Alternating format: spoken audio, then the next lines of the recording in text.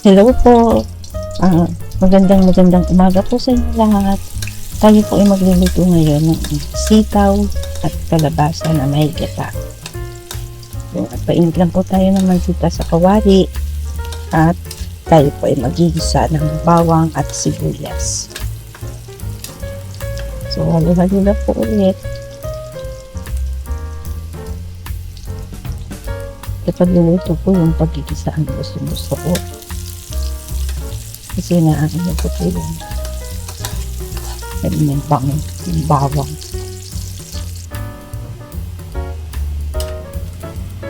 Ayan po. Tapos maglalagay po tayo ngayon ng dried na shrimp. Ito po pang maliliit lang.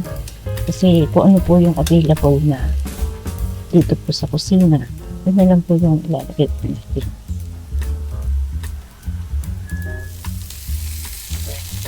Karaniwan po kasi fresh na tipo na ang nilalagay. Since wala po akong hipon sa ref, yun po na lang dry na hipon. Tapos nagpakulot po ako ng chicken at hiniwa ko lang po ng maliliit. Lagyan po ng chicken.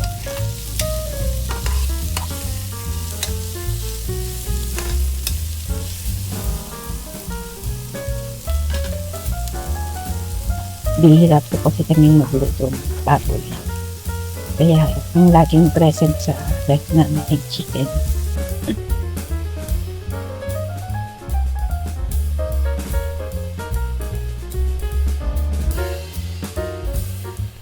At pakuluin po natin yung chicken. Lumampot ng gusto.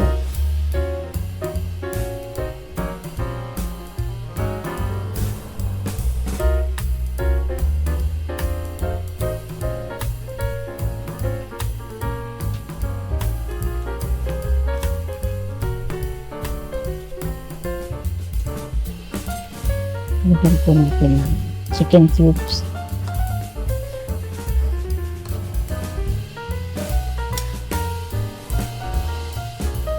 Para po lumasa na din sa chicken yun. Linangnan ng cube.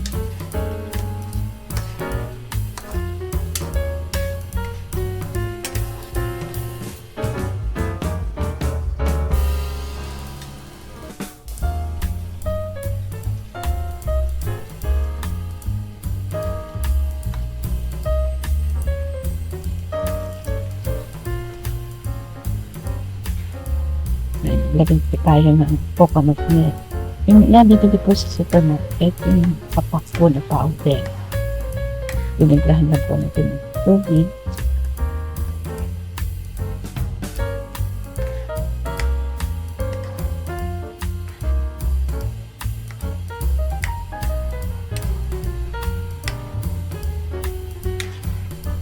Ngayon po kasi yung ganyang instant na gata. Kasi pagka po yung bibilin pa sa palengke, obligado, lutuin na po agad-agad. Yan pong powder, pwede pong extra. Yan, tapos nalagay po tayo ng sitaw.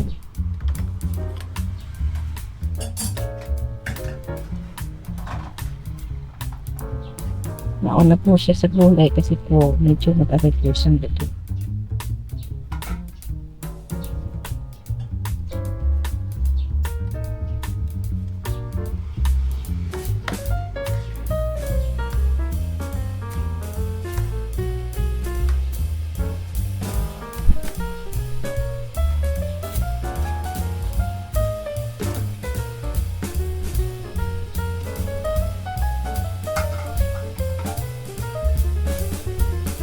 Tumukulong na po ang bango.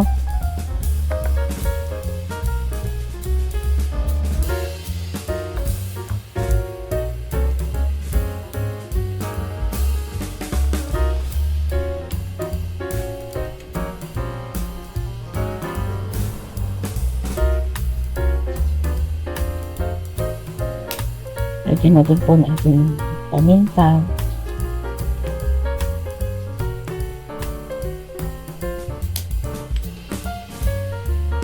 Betsin.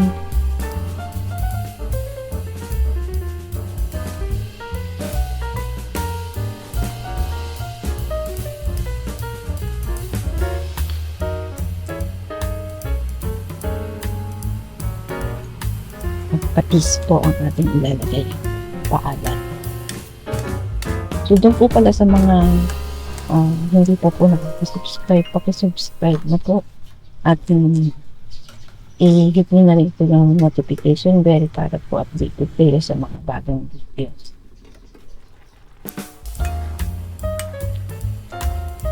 Yan, kumukulo na po. Tamang-tama lang po ang luto ng chicken ngayon.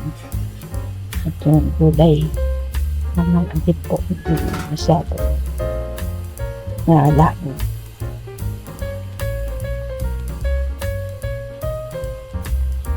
So, lagyan na rin po natin ng sili. Pwede rin pong wala o pwede rin konti lang. O kung gusto niyo talaga ng sinisipa ang anghang, dagdagan niyo po.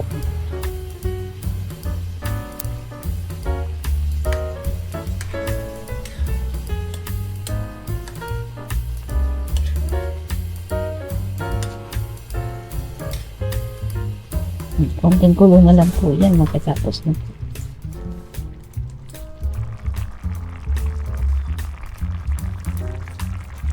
Yan, tapos na po. Ano po, napakasarap.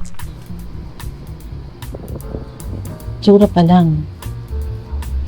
Ulam na. Tara po, kain na tayo. Tignan natin yung ating niluto.